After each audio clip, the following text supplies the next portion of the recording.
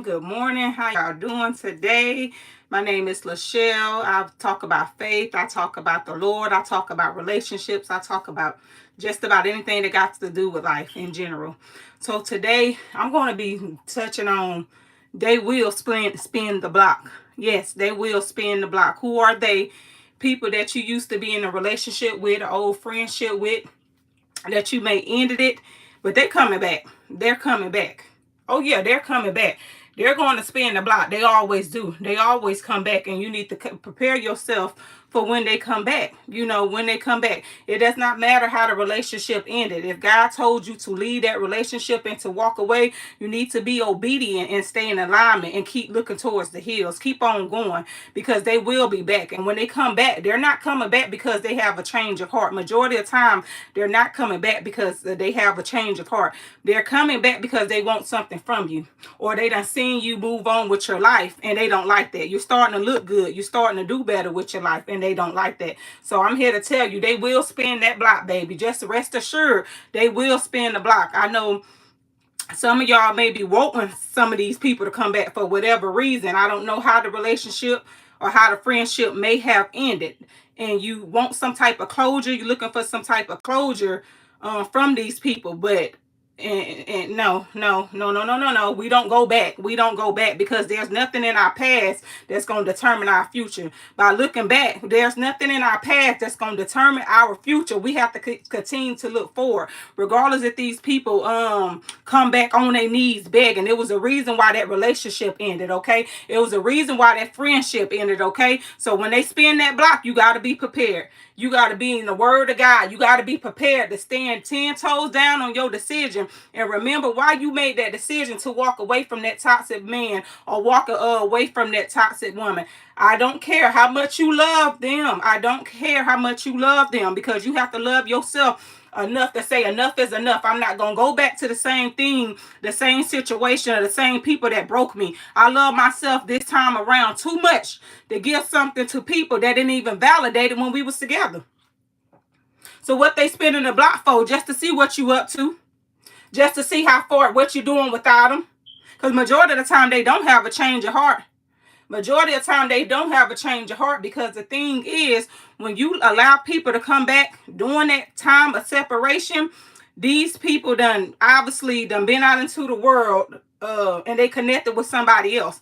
And when you connect with other people, so when they come back to you, they're bringing these people's spirits and connections with them too. So not only you getting that toxic spirit back again, it's coming connected with 10 more spirits and demons. Baby. You didn't want me. You couldn't. You didn't see my worth. You didn't see. I had to seek validation from you, and all this crying and begging you to see me for who I am. Don't spin that block. But I'm here to tell you, they gonna spin that block, baby. They coming back. I done seen it too many times, and when they come back, you have to be prepared, and you have to stand 10 toes down on what you said you're not going to do. I don't care how fine he is. I don't care how much of shape she got. I don't care. I don't. That's that things. What the Bible verse say? Charm is fleeting, and beauty is the charm is the self, and beauty is fleeting. But a woman who fear the Lord shall be praised. Okay, so all them outside externals, they're going to eventually fade. They're going to eventually go away. You have to stand 10 toes down and your belief in what you will allow. You have to set some type of boundaries. You have to set some type of foundation, and you have to speak to people and say, no, I would not allow you and anybody else to treat me like that. I know my worth. I love myself enough to say, I don't care how much money that you have. I don't care how good looking you are. I don't care what you can do for me, because the same thing you can do for me, I can do for myself. The same thing you can do for me, I can do for myself. I don't need to look for external things in men or women in a bed or other men or other women to find validation that I already got into myself. I already have into in myself. I don't need that. But they're going to spin. They're going to spin back. And again, majority of people that come back, they're not coming back for the reason that you think they is. A part of us like to realize, oh yeah, we her. You know, you are her, but you're not her for him. You can never force a man. You can never force a woman that didn't originally see your worth to see your worth. It's in rare occasions, and I'm not saying that it don't happen, but it's in rare occasions that when a man say, hey, I don't want you, I don't need you, or whatever it is, that he go and come to his realization that you might be his wife, you might be his woman. Okay, I'm not saying that that won't happen, because I done seen it every now and then. But these men and women go on to marry each other, and they go on to live a God and have a godly marriage and a godly covenant. Okay, but what I'm saying is the people that left you, or you had to leave them due to toxic reason, toxic relationship, or a bad friendship that wasn't producing no fruit, no good fruit.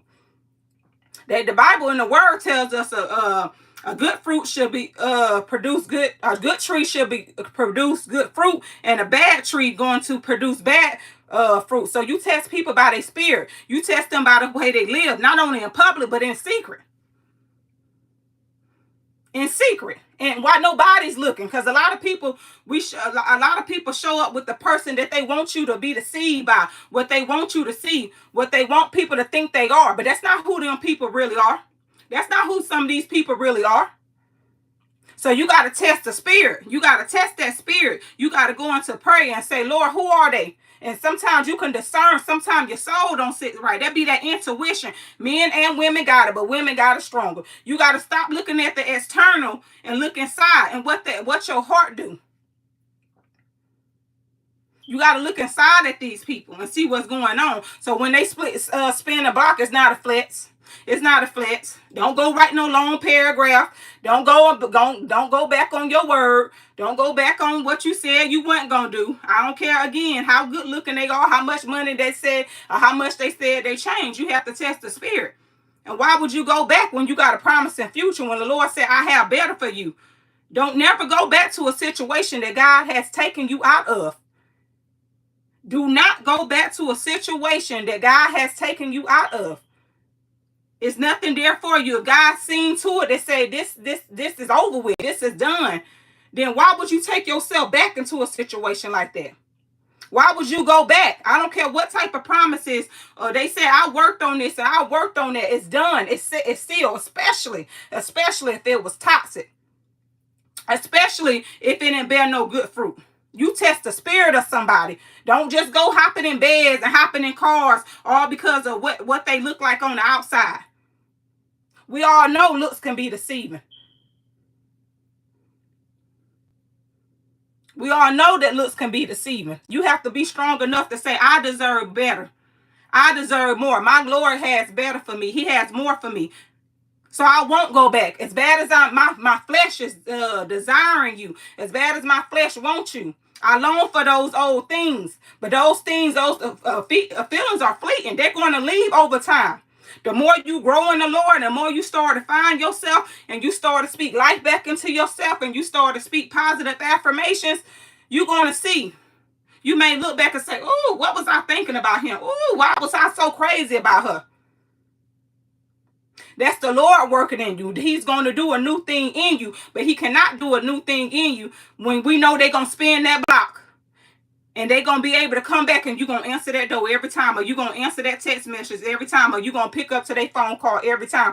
You have to set your boundaries when they spin that block. I'm telling you right now, prepare yourself, because they're coming back. And they're coming back with more toxicity attached to them. They're coming back with more evil spirits attached to them, because we don't know what they've been doing, how they've been doing it since we ain't spoke to them. We don't know what type of people they done connected with. Okay, so they connection to people is now connected to them, and now they trying to come back and connect to you. Don't you allow. You better stand 10 toes down on your boundaries. You better stand 10 toes on what your father said about you. You better stand 10 toes down on say, greater is he that's in me than he's in the world. I'm going to deny my flesh. I'm going to deny my desires, and I'm going to go after what God said he has for me. I'm going to go after what my father said he has for me. I done tried everything and everybody. Now it's time for me to give God a try. So when they come knocking at your door or come hitting you up on that text message, baby. You have a pattern. I see. But you feel like due to the past, because a lot of people go off the past. They go off on what you did in the past. So if you was always forgiven, and they know you always let them back, they're going to try it again. But I don't care. What I'm saying is I care But what I'm saying is you have to stand firm in your faith. You have to stand firm in your strength. And you ask God for that strength. When him or her come texting and calling me, and it sounds so sweet to my ears, and I'm lonely. I want to give in to that text message. I want to give in to that phone call. I want to answer. Even if it's for validation, even you want to sit on there for validation, don't you do it. Don't you do it, because that's how the devil get. All he needs is a little leeway, y'all. All he needs is a little leeway. And that's it. That little entrance can have you right back in hell. The same hell that God took you out. The same Egypt that God took you out. Now he's just trying to take the Egypt out of you. He done already took you out of Egypt. Now he's just trying to do the pruning and take the Egypt out of you. But you steady want to go back to your Egypt. You want to steady go back to what broke you.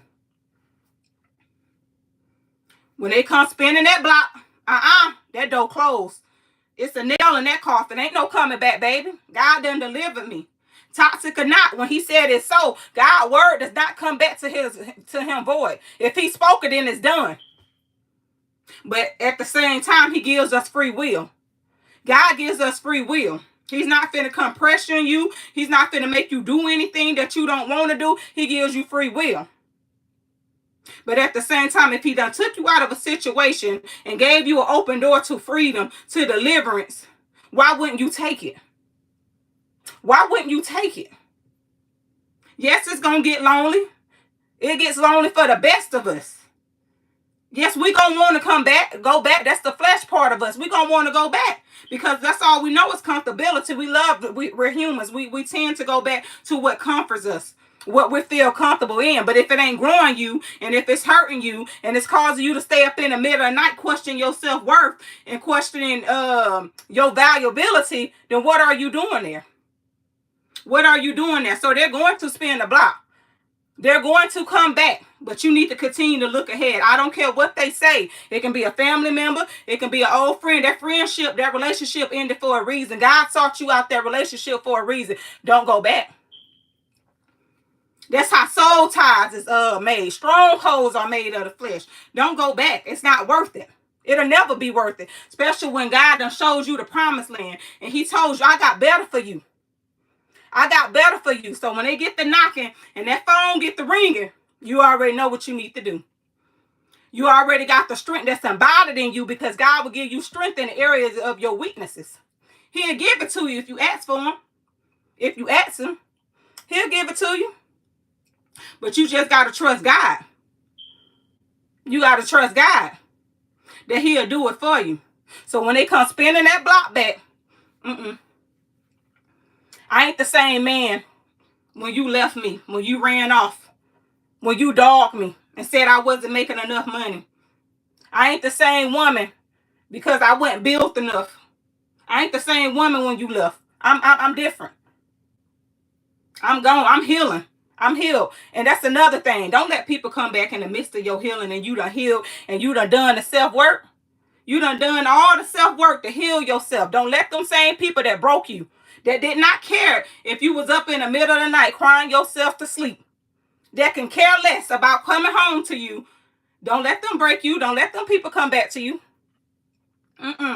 It's some type of morals and boundaries you got to have them for yourself. Boundaries is for you. Boundaries is for you to say what you allow and what you won't allow. That's what boundaries are. Saying, this is what I will allow. This is where I will draw the line. And this is where you was not to cross it. This is why I say no to this or yes to this. And you will respect it. Look, it's not, you going to respect it. I know you may not understand some things, but you're going to respect it because they're my boundaries. And that's just what it is. So they're going to spin the block. Now, the thing is, what would you do when they come back? What would you do when they come back? Would you be prepared? Or would you just want validation? Would you want validation because I missed this man, I missed this woman? Some things we have to live without. We got to find new hobby. We have to find new interests. We have to find new friendships. Ask God to raise up friends for you. But it's not worth them coming back into your life, especially when God has spoken it. And he said it was so. He said it was so. I took you out of Egypt. Why do you want to go back? I took you out of Egypt. Why do you want to go back? to the same people and the same things that broke you.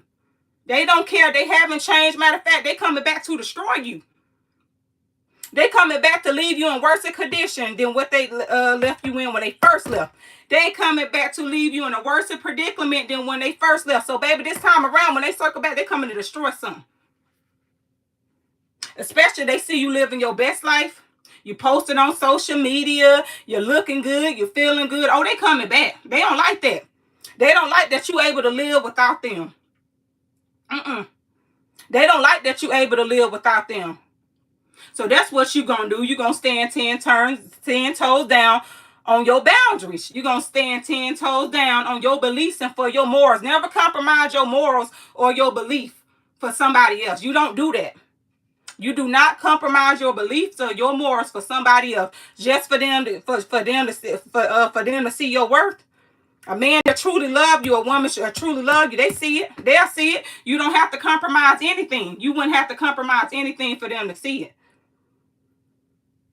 So be careful when they spin the block, because they will. And just in due time, they will. Soon as you get to living your best life, soon as you start that healing, soon as you start to move on, oh, they coming back.